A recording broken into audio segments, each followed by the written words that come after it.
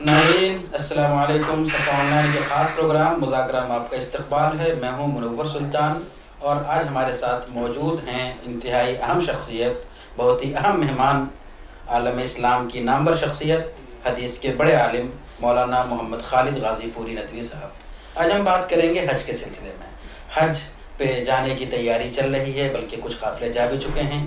تو حج کے سفر میں کس طرح اس سفر کو زیادہ کارآمد بنایا جائے، مفید بنایا جائے، اس موضوع پہ ہم حضرت کے خیالات سے واقف ہوں گے۔ تو مولانا، سب سے پہلے میں یہ پوچھنا چاہوں گا کہ جو لوگ اس سال حج کے لیے جا رہے ہیں، اللہ تعالیٰ نے جن لوگوں کو توفیق دی ہے حج کی، ان لوگوں کے لیے آپ کیا ہدایات پیش کریں گے جس سے وہ اس سفر کو بہتر سے بہتر بنا سکیں؟ الحمدللہ وکفی والسلام علی عبادہ الذین اصطفی، اما بعد۔ قال اللہ عز وجل فی القرآن المجید والفرقان الحمید، اعوذ باللہ من الشیطان الرجیم، بسم اللہ الرحمن الرحیم۔ الحج اشہر معلومات، فمن فرد فیہن الحج فلا رفث ولا فسوق ولا جدال فی الحج وما تفعلوا من خیر یعلمہ اللہ وتزودوا فإن خیر الزاد التقوی واتقون یا اولی الالباب۔ صدق اللہ العظیم۔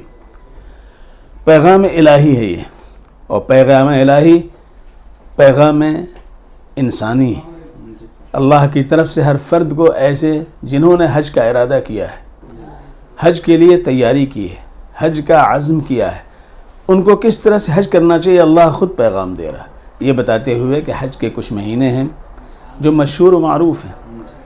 کوئی شخص جب حج کا ارادہ کر لے، مقرر کر لے کہ ہمیں حج کو جانا ہے، نام اس کا آ جائے، تو اسے کیا کرنا چاہیے؟ تو کچھ منفیات و سلبیات ہیں، اس سے اس کو بچنا چاہیے۔ جس طرح حکیم جو ہے پرہیز بچاتا ہے، ڈاکٹر پرہیز بتاتا ہے، ایسی اللہ رب العزت نے اپنی مخلوق کو، اپنے بندوں کو کچھ پرہیز بتائیں تاکہ ان کا حج خراب نہ ہو، فاسد نہ ہو، اور ان کا حج بے عیب رہے، اور اس پر جو اجر ہے، صلہ ہے، کہ وہ اس طرح سے واپس آتا ہے جیسے ماں کی پیٹ سے بچہ پیدا ہوتا ہے، اس طرح وہ آئے۔ تو اس میں 3 باتیں لازم و ضروری ہیں۔ نمبر 1 یہ کہ کوئی گناہ نہ کرے اس میں، فلا رفث، رفث کہتے ہیں گناہ کو، کوئی گناہ، کوئی بدی، کسی کا مال ہاتھ نہ لگائے، کسی ماں کے مال کو، کوئی اور ایسی کوئی گناہ کی بات اس سے نہ ہو۔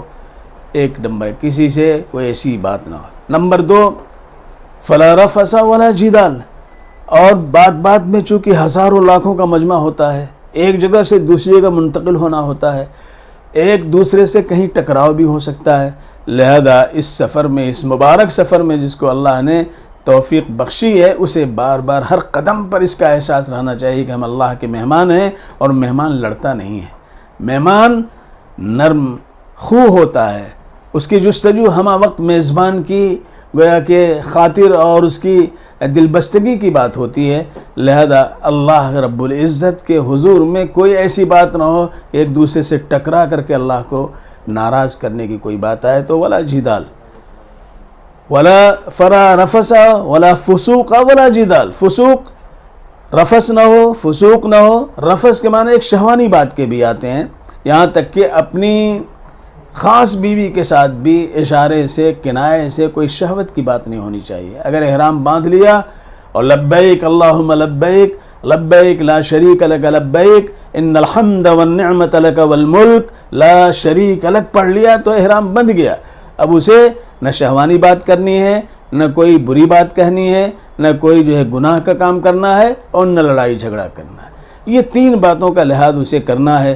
وَتَزَوَّدُوا، توشہ لو اپنے ساتھ، لیکن سب سے بہتر توشہ تقوی ہے، اللہ کا لحاظ، اللہ کا استحضار ہر قدم پہ ہو، غفلت نہ آنے پائے۔ لیکن افسوس کا مقام ہے کہ اتنی بڑی عبادت، اسلام کا ایک اہم رکن جسے حج ہم کہتے ہیں، اور زندگی میں ایک ہی دفعہ فرض ہے، اور اس کے لیے کتنے جتن کر کے جاتے ہیں، کتنا سرمایہ لگا کر کے جاتے ہیں، لیکن افسوس کا مقام یہ ہے کہ ہم مطاف کے اندر، مسعی کے اندر، حرم کے اندر اپنے انٹرنیٹ کو چالو کر کے، اپنے موبائل کے ذریعے اس میں مشغول ہو جاتے ہیں۔ ہم طواف کر رہے ہیں اور اپنے گھر والوں کو طواف دکھا رہے ہیں، لہذا یہی دیکھنا ہے کہ ہمارا آپشن صحیح ہے کہ نہیں، ہمارا جو ہے صاحب سیلفی صحیح ہو رہا ہے کہ نہیں ہو رہا ہے۔ نتیجہ یہ ہے کہ شیطان نے اس میں لگا رکھا ہے اور اس کی وجہ سے اس کا حج برباد ہو رہا ہے، اس کا طواف برباد ہو رہا ہے۔ اللہ کے رسول تو یہ فرمائے کہ جو شخص 50 طواف کر لے، خانہ کعبہ کا ترمذی شریف کی روایت ہے، 50 طواف کر لے تو اللہ تبارک و تعالیٰ اس کے لیے اس کے سارے گناہ اس طرح معاف کر دیتے ہیں جیسے بچہ جو ہے معصوم ہوتا ہے۔ لیکن وہ طواف ہمارا گندا ہو جاتا ہے اس سیلفی کے ذریعے، وہ طواف ہمارا جو ہے غفلت کا شکار بن جاتا ہے اس موبائل کے ذریعے۔ لیکن افسوس کہ ہم نے خود دیکھا ان نظروں سے، اور کسی سے کہیے تو ماننے کے لیے تیار نہیں۔ ایک تماشا ہے جو ہم حرم کے اندر جا کے کرتے ہیں، اور آپ سوچ سکتے ہیں ہم تمام حجاج کو یہ پیغام دے رہے ہیں، بہت ہی درد دل کے ساتھ یہ کہہ رہے ہیں کہ خدا کے لیے وہاں جائیے تو اپنے انٹرنیٹ کو اپنے گھر میں رکھیے، اپنے کمرے میں رکھیے، موبائل کو وہاں رکھیے، آپ اس کے چکر میں نہ پڑیے۔ وہاں تو اپنے دل کے موبائل کو اللہ سے جوڑیے اور ہمہ وقت اللہ کی طرف متوجہ رہیے۔ استحضار ایسا قائم ہو کہ آپ چل رہے ہو، ایسا محسوس ہو کہ ہم جنت کا طواف کر رہے ہیں، ہم عرش الہی کا طواف کر رہے ہیں۔ تو اللہ کے گھر کا طواف اس کی جو لذت ہوگی، آپ بھول جائیں گے جو ہے سیلفی کی لذت کو، بھول جائیں گے آپ موبائل کی لذت کو، بھول جائیں گے گھر والوں کی لذت کو۔